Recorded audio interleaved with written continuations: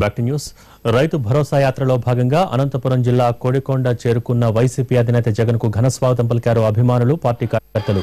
వారితో కొద్దిసేపు సమావేశమైన తర్వాత లేపాక్షి మండలంలోని మామిడాకులపల్లికి చేరుకుంటారు. రోడ్డు మార్గంలో ప్రయాణిస్తున్న జగన్ కు అడుగడుగున అభిమానులు ఎదురవుతున్నారు.